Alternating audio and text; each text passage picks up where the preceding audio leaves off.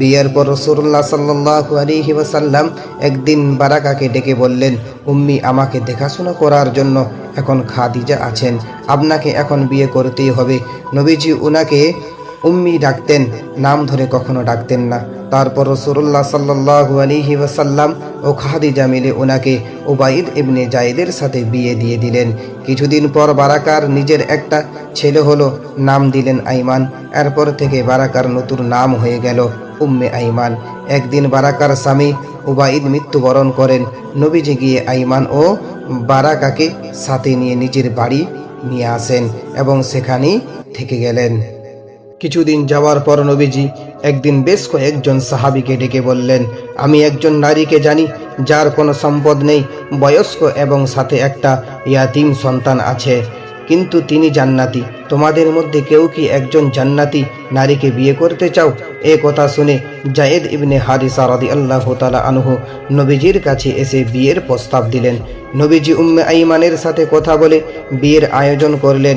বিয়ের দিন রাসূলুল্লাহ সাল্লাল্লাহু আলাইহি ওয়াসাল্লাম জায়েদকে বুকে জড়িয়ে আনন্দে ও ভালোবাসায় ভেজা কান্না জড়িত কণ্ঠে বললেন, তুমি কাকে বিয়ে করেছো জানো জায়েদ? হ্যাঁ, উম্মে আইমানকে। জায়েদের উত্তর নবীজি বললেন, না, তুমি বিয়ে করেছো আমার মাকে।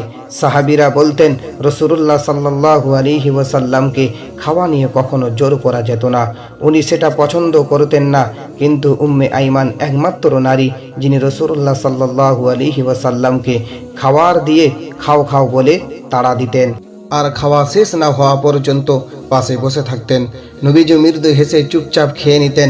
রাসূলুল্লাহ সাল্লাল্লাহু আলাইহি ওয়াসাল্লাম ওনার দুধ মাতা হালিমাকে দেখলে যেমন করে নিজের গায়ের চাদর খুলে বিছিয়ে দিতেন, তার ওপর হালিমাকে বসতে দিতেন, ঠিক তেমনি মদিনায় হিজরতের পর দীর্ঘ যাত্রা শেষে উম্মে আইমান যখন ক্লান্ত হয়ে পড়েছিলেন, নবীজি ওনার গায়ের চাদরের একটা অংশ পানিতে ভিজিয়ে উম্মে আইমানের মুখের ঘাম ও ধুলোবালি নিজ হাতে মুছে দিয়েছিলেন এবং বলেছিলেন, উম্মি, জান্নাতে আপনার এই রকম কোনো কষ্ট হবে না।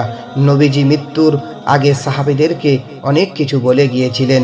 সেই সব কথার মধ্যে একটা ছিল উম্মে আইমানের কথা বলেছেন, তোমরা উম্মে আইমানের যত্ন নেবে, তিনি আমার মায়ের মতো, তিনি একমাত্র নারী যিনি আমাকে জন্ম থেকে শেষ পর্যন্ত দেখেছেন, আমার পরিবারের একমাত্র সদস্য যিনি সারা জীবন আমার পাশে ছিলেন। সাহাবীরা সেই কথা রেখেছিলেন। গায়ের রং নয়, এক সময়ের কোনো কীর্তদাসী নয়, তার পরিচয় তিনি নবীর আর এক মা।